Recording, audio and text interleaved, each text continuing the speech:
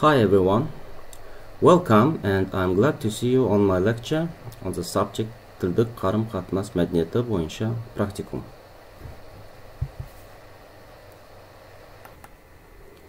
According to the approved syllabus, today we will have a lecture on the theme stereotyping. At first, I would like you to introduce you with the plan of the lesson. On this lecture, I will give you general knowledge about what is stereotype, about racial stereotyping. You'll have a knowledge about stereotype thread. We will talk about models of stereotyping, and I will give some examples of stereotyping. So let's start with what is stereotype. The term stereotype was taken from Greek words, which means firm, solid, and impression. Thus, the full meaning is solid impression. A stereotype is a fixed, overgeneralized belief about a particular group or class of people. For example, Hell's Angel biker dresses in Lisa.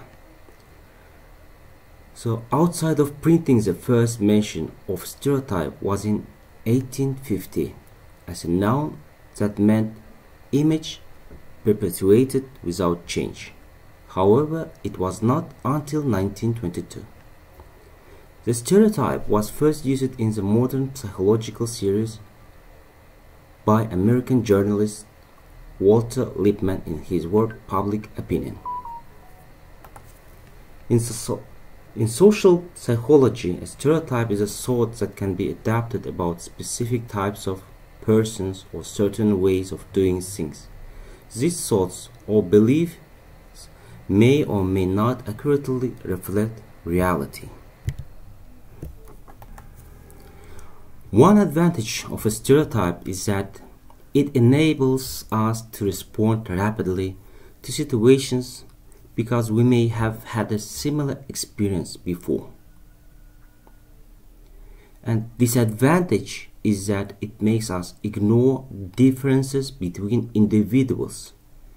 Therefore, we think things about people that might not be true. The use of stereotypes is a major way in which we simplify our social world, since they reduce the amount of processing, thinking we have to do when we meet a new person.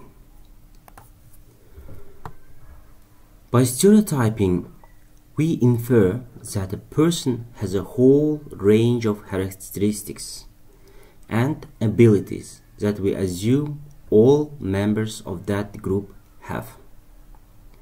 Stereotypes lead the social categorization, which is one of the reasons for prejudice, attitudes, which leads to in-groups and out-groups. Most stereotypes probably tend to convey a negative impression. Positive examples would include judges. The phrase sober as a judge would suggest that this is a stereotype with a very respectable set of characteristics. Overweight people who are often seen as jolly, and television news readers usually seen as highly dependable, respectable, and impartial. Negative stereotypes seem far more common, however.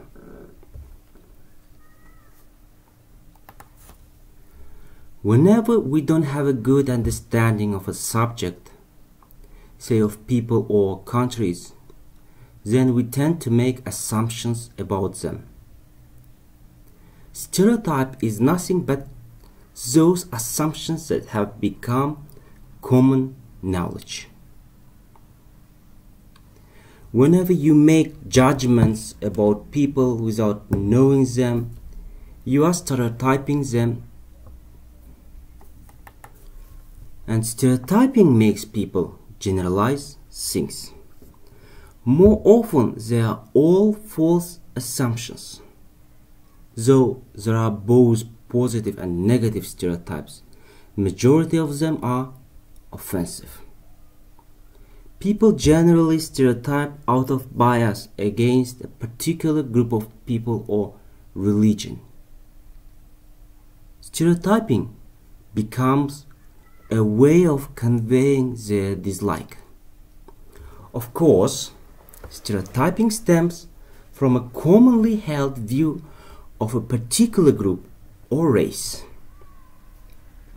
This view may arise from an incident or false assumption and then may be used to color the entire community with the same brush. There are various types of stereotypes. However, the most common ones are racial and gender stereotypes. Race, nationality, gender are the main factors of stereotyping. Stereotyping must be avoided at all costs as it leads to treating groups as a single entity. Given below stereotypes that people commonly use. Stereotypes constitute a person's set of expectations about a social group's characteristics, including traits, behaviors, and roles. Stereotyping stems from categorization processes that involve the self, social identity, theory contends that people conceptualize the self at different levels.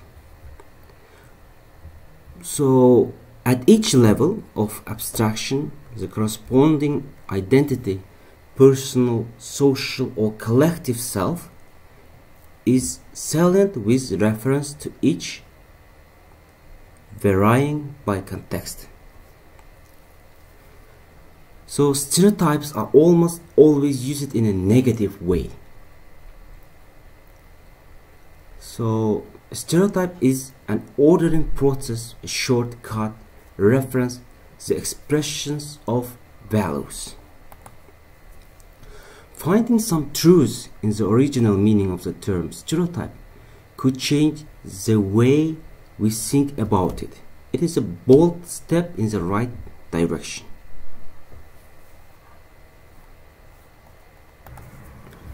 The three components of self-categorization theory: structure, stereotypes, comparative fit, and normative fit. In the former, also known as a meta-contrast ratio fit. The smaller the perceived intergroup difference in comparison to intergroup differences, the more the group embodies a coherent unit. Thus, people are categorized into groups that minimize within group differences and maximize between group differences.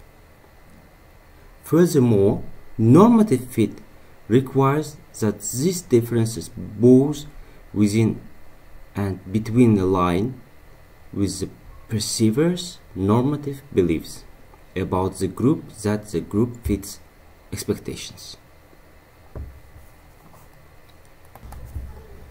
An interaction between comparative fit and normative fit process guides stereotype construction.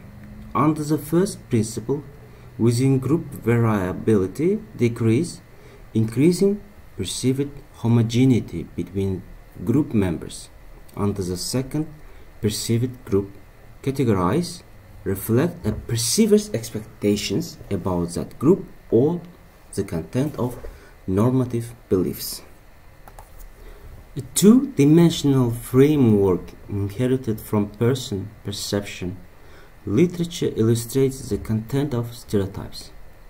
Person and group perception use two recurring dimensions that are variations of warmth, morality, and ability competence.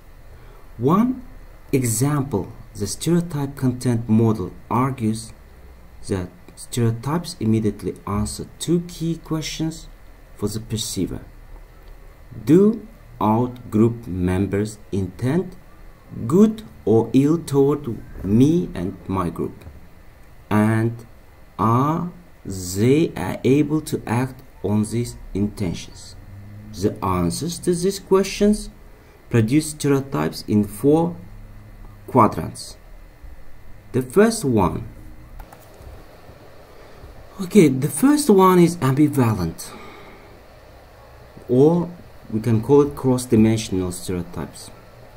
Example of this type is elderly people are stereotypically nice but incompetent.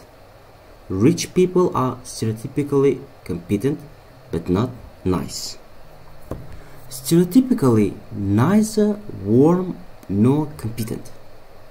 Example of this type is poor people, and stereotypically both warm and competent.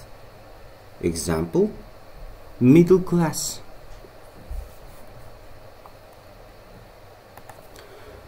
Okay, let's get down to the second part of the lecture, which is dedicated to the racial stereotyping. Researchers have found that stereotypes exist of different races, cultures, or ethnic groups. Although the term race, culture, and ethnic groups have different meanings, we shall take them to mean roughly the same thing at the moment. The most famous study of racial stereotyping was published by Cates and Braley in 1933, when they reported the results of a questionnaire completed by students at Princeton University, which is in the United States of America. They found that students held clear negative stereotypes. Few students expressed any difficulty in responding to the questionnaire.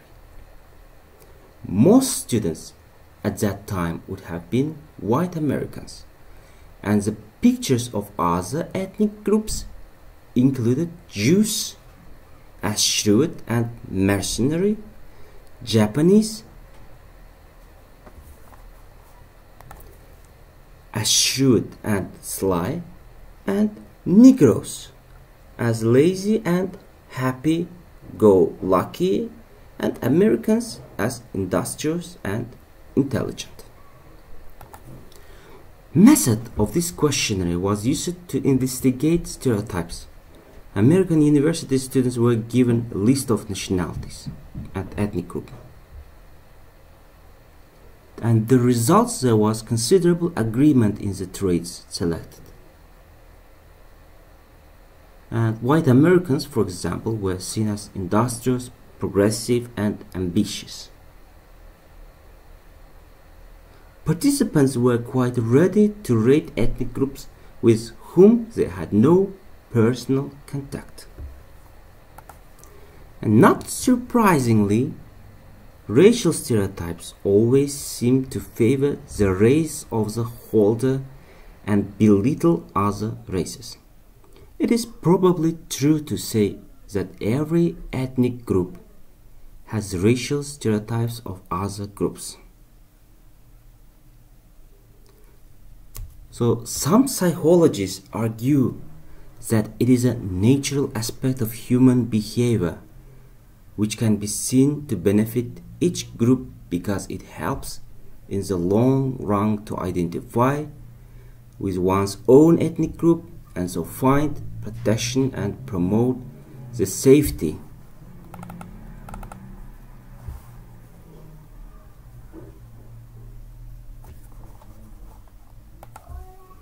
There is no evidence for this view, however, and many writers argue that it is merely a way of justifying racist attitudes and behaviors.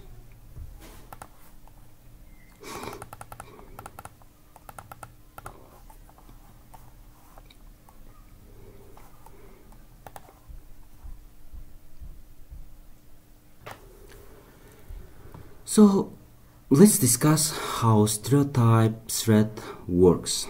A stereotype threat arises when one is in a situation where one has the fear of doing something that would inadvertently confirm a negative stereotype.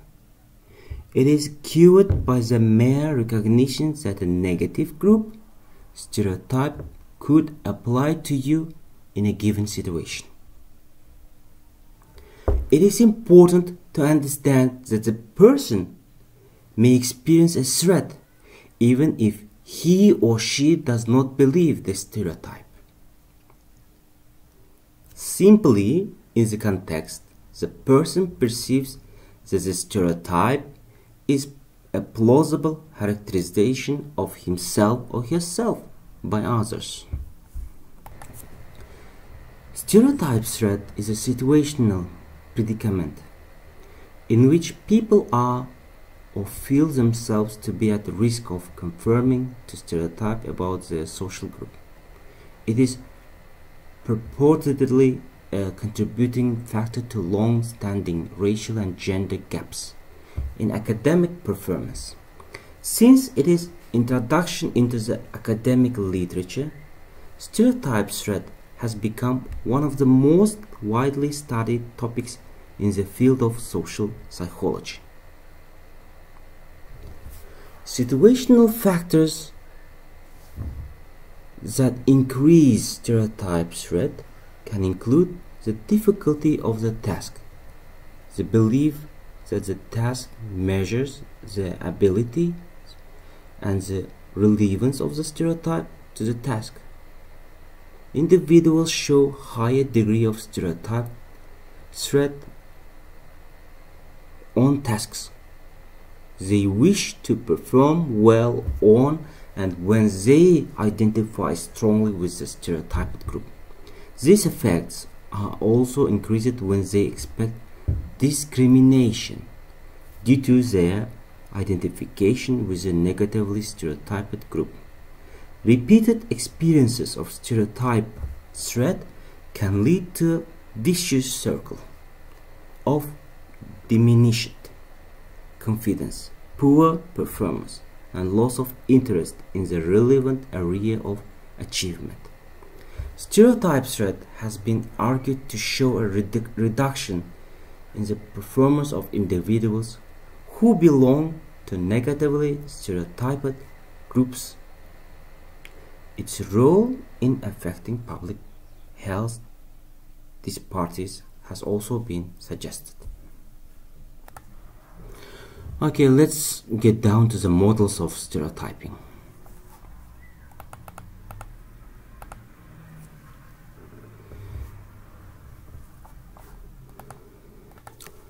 Stereotypes are generalizations about a group of people whereby we attribute a definite set of characteristics into this group. These classifications can be positive or negative, such as when various nationalities are stereotyped as friendly or unfriendly. The purpose of stereotypes is to help us know how to interact with others. Each classification has associations, scripts, and so on that we use to interpret what they are saying, decide if they are good or bad, and choose how to respond to them. It is easier to create stereotypes when there is a clearly visible and consistent attribute that can easily be recognized. This is why people of color, police, and women are so easily stereotyped. We often accept stereotypes from other people. This helps us agree on how to understand and act towards various groups of people in a consistent way. People from stereotyped groups can find this very disturbing, as they experience an apprehension of being treated unfairly. We change our stereotypes infrequently. Even in the face of disconfirming evidence, we often cling to our obviously wrong beliefs. When we do change stereotypes, we do so in one of three ways, like bookkeeping, conversion, and subtyping. And also I have added the fourth model, exemplar. I will explain it in this lecture. Let's start with the bookkeeping model. As we learn new contradictory information, we incrementally adjust the stereotype to adapt to the new information. We usually need quite a lot of repeated information for each incremental change. Individual evidence is taken as the exception that proves the rule.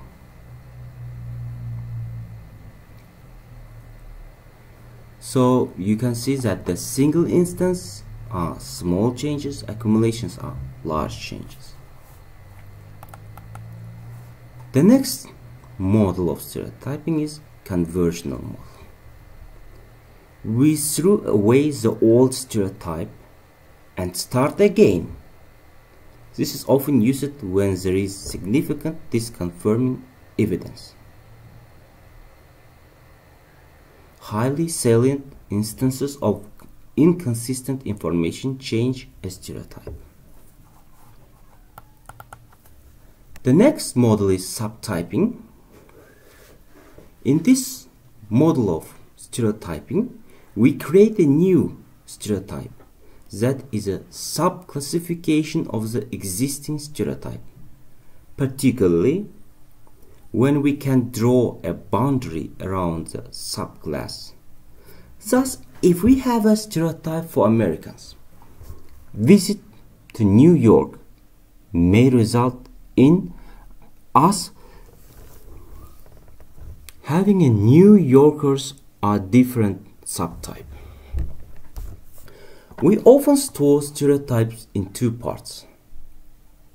First, there is a generalized description and attributes. To this, we may add exemplars to prove the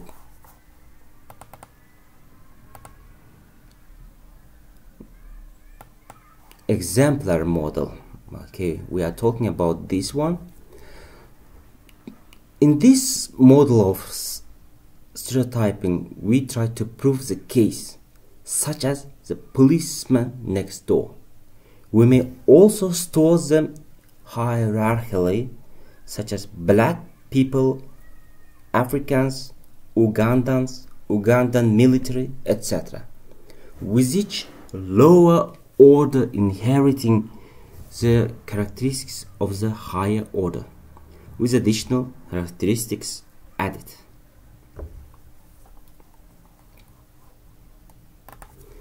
According to exemplar model, we have specific examples of people that we have encoded in our memory.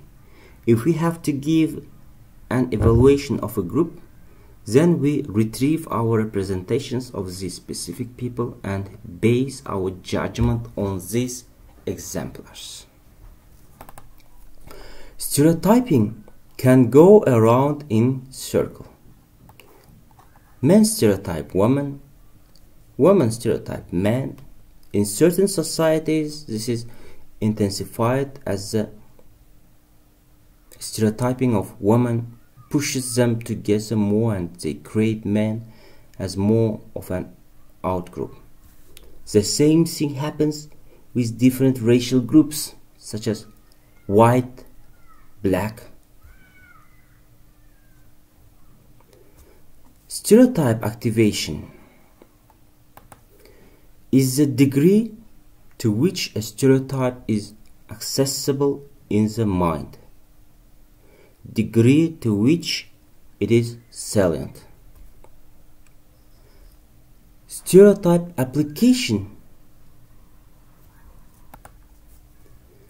is the actual use of activated stereotypes in judgments, forming an impression. It is a degree to which stereotype is used.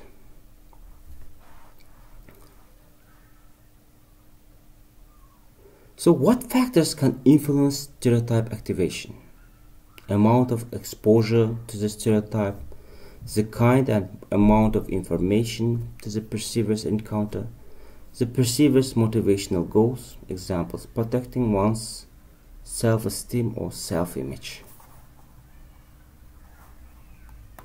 Stereotype activation has two types: automatic processing, triggered by observing stimuli associated with stereotyped group, and motivated processing, rooted in people's goals and needs and activated when stereotype can fulfill goals and needs. Categorization is the first step in the stereotype application process. People classify others into three basic social categories: gender, race, and age. Stereotype application can attempt to override by gathering additional information, replacing the stereotype with more egalitarian responses, correcting oneself by adjusting responses opposite to the stereotype, and suppressing information about the stereotype. Stereotypes can be subconscious, where it subtly biases our decisions and actions, even if in people who consciously do not want to be biased. Stereotyping often happens not so much because of aggressive or unkind thoughts. It is more often simplification to speed conversation on what is not considered to be an important topic. To change a person's view of your stereotype, you should be consistently different from it. Beware of your own stereotyping blinding you to the true nature of other individuals. Stereotyping can be reduced by bringing people together. When they discover the other people are not as the stereotype, the immediate evidence creates dissonance that leads to improved thoughts about the group. Okay, let's identify the differences between stereotypes and generalizations. Stereotypes draws negative conclusion on a culture or a country, sometimes based on the experience of a few people or encounters with a small number of people. Generalization, at this point, draws certain conclusions on a culture or country based on a large number of people.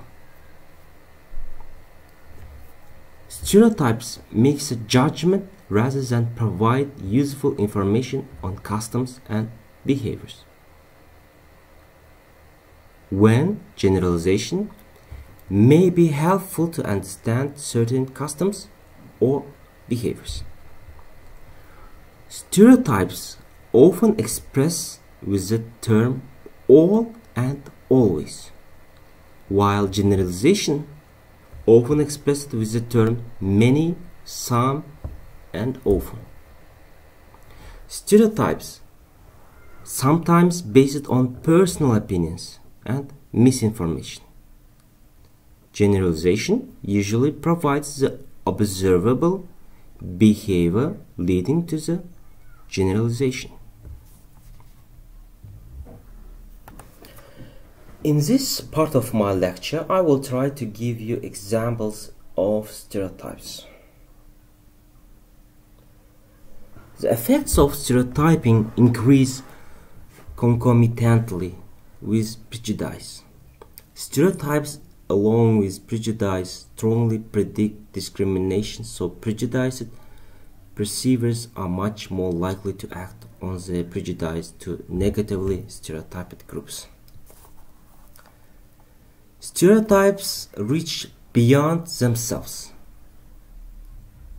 Stereotype threat describes targets' awareness of their group's negative stereotypes in a particular and consequently performance domain. They can ironically perform worse than those who do not care about that domain. Self-fulfilling prophecies, also called behavioral confirmation, perpetuated stereotypes through the perceiver's expectancies of confirmation, and the target's behavioral confirmations of the expectancy. For the perceiver, one utility of stereotypes is in making the cognitive and social load more manageable. Stereotypes may also be useful for targets who want to fulfill their interaction partner's expectancies, so that they can avoid conflict or focus on an aspect of the interaction they deem more important.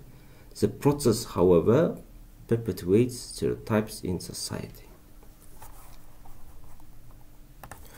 So let me give you some examples of the following stereotypings. Let's take first negative stereotypes. If I wear gold clothing, I'm a part of a rock band, depressed, or do drugs. Girls are only concerned about physical appearance. Guys are messy and unclean. So this is how we stereotype group of people. In a positive stereotypes, all blacks are great basketball players. Yeah, we stereotype in this way. Okay. The next, all Asians are geniuses. All Indians are deeply spiritual. All Latinos dance well. Let's get down to racial stereotypes. All white people don't have reason. So, very interesting stereotyping. All blacks are lazy. All Asians are sneaky. All Jewish people are greedy, selfish, money-hungry people. In the United States, all South Koreans are stereotyped as dry cleaners and all Mexicans as gardeners. And let me show you the diagram of stereotyping Brazilians, Africans, and Argentines. So in this diagram you see the total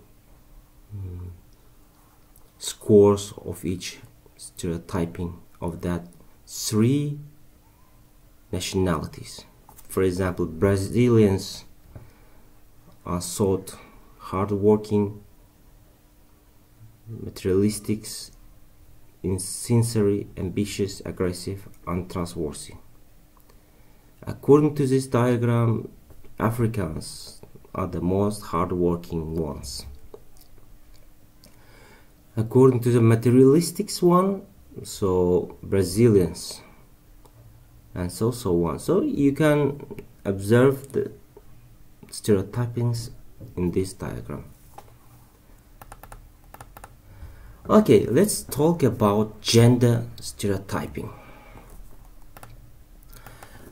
So we have mentioned three main types of stereotyping. The first one, racial, social, and gender stereotyping. Okay, let's continue. talking about gender stereotyping. Gender stereotyping is defined as an overgeneralization of characteristics, differences, and attributes of a certain group based on their gender. Gender stereotypes create widely accepted biases about certain characteristics or traits and perpetuate the notions that each gender and associated behaviors are binary. Under this assumption, if a man or woman act differently from how their gender is expected to behave, there is a disconnect in the evaluator's mind. As our society moves to a broader construct of what gender means, individuals who are stuck in this binary idea of gender have a difficult time wrapping their brains around individuals who do not fit into a strict gender dichotomy or do not identify with any gender at all. Gender stereotypes are dangerous because they can cause us to might be disoriented in our perceptions.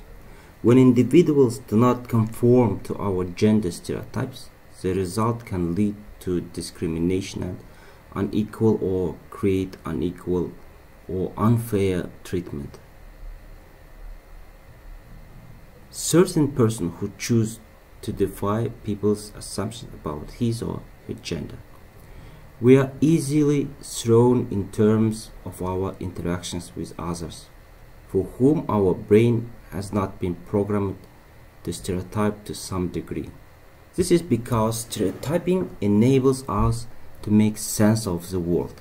At least sometimes, someone who considers themselves gender fluid or gender non-conforming threatens the stereotypes we are familiar with, and for that reason can seem is weird or threatening because we can even stereotype them. So further, I would like to demonstrate you some video about stereotyping with its examples to get your interest in our lecture. Gender stereotypes are all around us, and whether we like it or not, both grown-ups and kids are influenced by them. Gender stereotypes can be described as oversimplified and overgeneralized beliefs about what men and women are like and what traits and behaviors are expected of them or considered appropriate. Before our littles are even born, these stereotypes are there in the form of gifts we receive when we announce our pregnancies. These gifts usually range from bows and onesies with the words, "Mommy's little princess" for our not yet born girls, and trucks and "Daddy's little hunk" for our boys. After our kiddos are born, the gendering continues with the language we use, suggesting that boys are tough and girls are delicate. Gender stereotypes also show up in the toys that our kiddos are encouraged to play with. Most people offer dolls, cooking sets, or art supplies to girls, and toy trains, trucks, or tools to boys, often without a second thought to the child's actual preferences. A trip to a typical children's clothing store will offer overwhelming amounts of pink and purple for girls, and blue and green for boys, with more form-fitting, body-conscious designs for girls and looser, active designs for boys. As our babies grow, we may encounter gender stereotypes outside our homes, within friend groups, at school, and on the playground. Boys might hang out with other boys and play tag or soccer, and girls might hang out with girls and play house or princesses. Okay, these are generalizations, but you get the idea. Even in our homes, we may find ourselves encouraging girls to help with the laundry and cooking, and boys with lawn maintenance or taking out the trash, routing them into chores associated with the genders. We might discourage boys from crying and encourage girls to pick dance over robotics class. Where do these stereotypes and generalizations come from? They aren't simply built into our biology. We learn them like language. We learn them through our interactions with others, through ads and social media, through the way our actions and appearances are labeled by others. We are influenced by our parents, friends, and the world around us. Is there anything wrong with these stereotypes? Not necessarily. It's perfectly fine for a girl to love pink and sparkles, or a boy to love race cars and football. A sizable number of kids will gravitate toward gender-typical preferences, even when given free access to the whole range of toys and interests. The problem arises when those stereotypes limit the goals our kids strive for, or the type of person they believe they can be. The same person might like to wrestle their dad, wear a glitter t-shirt, and imagine themselves as a firefighter. Give your kids choices from a young age and see what they pick for themselves. The key is awareness that these stereotypes do exist, and what you do with them is up to you. It's so easy to place people in boxes, drawing lines, creating sides. There's us, and there's them. Those we feel comfortable around, and those we don't. There are those of us with many chapters, and those just starting their own stories. There's the well-to-do, and those doing what they can. There are those we share something with, and those we don't seem to share anything with. Welcome, and thank you for coming today, guys. Today I'm going to be conducting an experiment where I'll ask you a series of questions. Now, these questions will be very personal questions, and for us to get a true result, I need you to be completely honest with how you respond. The first question I have is, who in here was the class clown?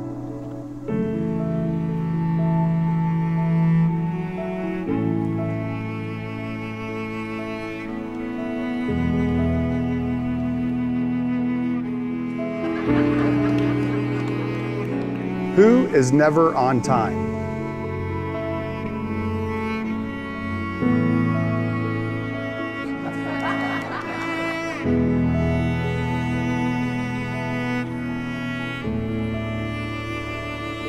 And then there's us, we who have tattoos.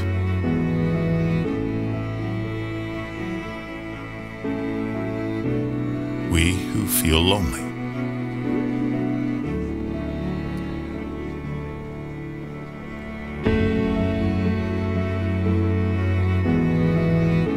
We who have been bullied.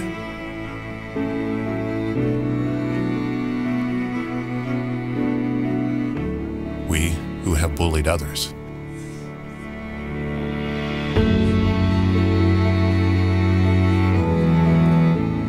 We who are madly in love.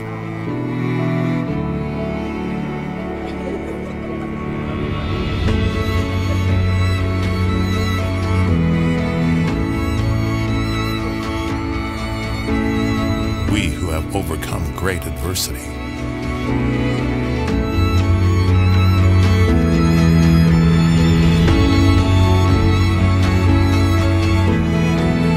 And there's the lucky ones, whose team won the championship this year.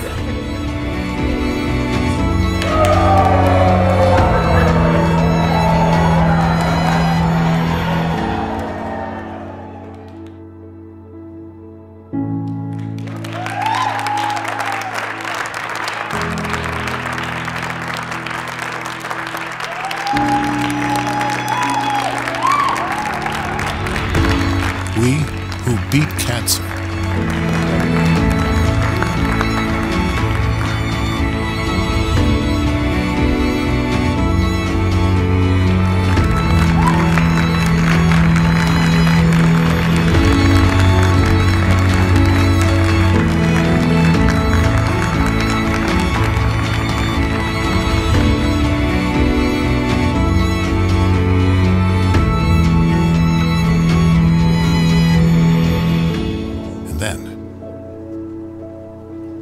There's all of us who are created in the image of God.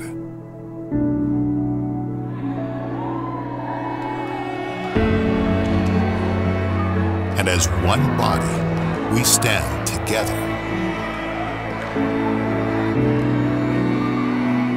united as one under His grace.